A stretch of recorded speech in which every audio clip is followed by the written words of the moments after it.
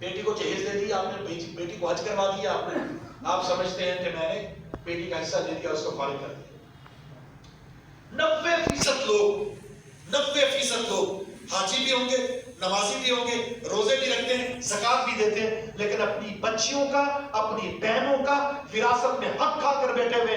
یہ اللہ کا ایسا قانون ہے قرآن کریم میں، قرآن کے اندر عبادات کی مکمل تفصیل موجود نہیں ہے، لیکن اللہ نے مالی معاملات میں وراثت کی مکمل تفصیل بیان کر دی ہے۔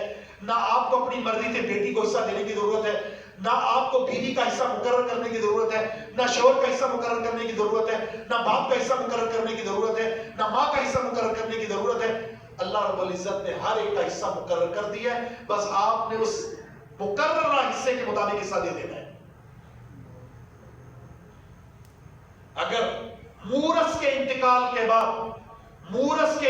کے بعد جس کی وراثت تقسیم ہونی ہے اس کو مورث کہتے ہیں، اگر کوئی وارث اپنے بڑے سے یہ کہتا ہے مجھے میرا حق دو، تو یہ پابند ہے اسے اس کا حق دینے پر، اسے ٹال نہیں سکتا، ورنہ یہ شریعت کی خلاف ورزی ہے۔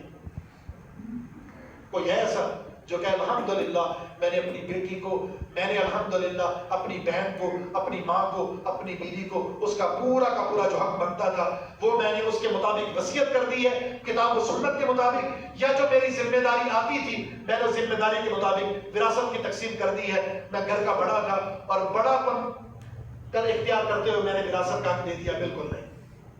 اللہ کے قانون کو تسلیم کیجیے، اور اللہ کا قانون یہ بھی ہے اس کی بندگی کے لیے اللہ نے 5 وقت رکھے ہیں، 5 وقت۔ اگر آپ اللہ کے ساتھ خیر خائی چاہتے ہیں، اللہ کے ساتھ وفا، محبت، خلوص اور اخلاص چاہتے ہیں، جو پورا کا پورا دین ہے، جس کی پہلی بنیادی ہے، اس کے لیے ضروری ہے اللہ کے قانون کو ماننا، اور اس کے قانون میں یہ ہے 5 وقتہ اس کے سامنے سجدہ، اپنے سر کو سجدہ ریز کرنا ضروری ہے، قیام اور رکوع میں آنا ضروری ہے۔ رسول اللہ صلی اللہ علیہ وسلم کا فرمان ہے، لوگوں تحترقون، تم جلتے رہتے ہو گناہ کر کے، جلتے رہتے ہو۔ فَإِذَا صَلَّيْتُمُ الصُّبْحَ، جب تم صبح کی نماز پڑھتے ہو، خاص اللہ کا صبح کی نماز تمہارے گناہوں کو دھو دیتی ہے۔ پھر تم گناہ کرتے ہو، گناہ کر کے اپنے آپ کو جلاتے رہتے ہو، ظہر کی نماز پڑھتے ہو، اللہ تمہارے سارے گناہوں کو دھو دیتا ہے۔ پھر اس کے بعد گناہ کرتے ہو، اپنے آپ کو جلاتے رہتے ہو، پھر عصر پڑھتے ہو، اللہ رب العزت تمہارے گناہوں کو معاف کر دیتا ہے۔ پھر تم گناہ کرتے ہو، جلاتے ہو، اپنے آپ کو گناہ کر کے جلاتے ہو، مغرب پڑھتے ہو، رب العالمین تمہارے گناہوں کو دھو دیتا ہے۔ مغرب کے بعد پھر گناہ کرتے ہو، اپنے آپ کو جلاتے ہو، پھر جب تم عشاء کی نماز پڑھتے ہو، اللہ تعالیٰ تمہارے تمام صغیرہ گناہوں کو دھو دیتا ہے۔ نماز اتنے رکھی 5 اوقات میں، مختلف اوقات میں تقسیم کا مقصد بھی یہی ہے۔ جو صغیرہ گناہ ہوتے رہتے ہیں اور ہر انسان سے ہوتے ہیں، کوئی معصوم خطا نہیں سوائے انبیاء کی جماعت۔ نماز ان الحسنات یذہبن السیئات، یہ جو نیکیاں ہوتی ہیں انسان کے گناہوں کا کفارہ بن جاتی ہیں۔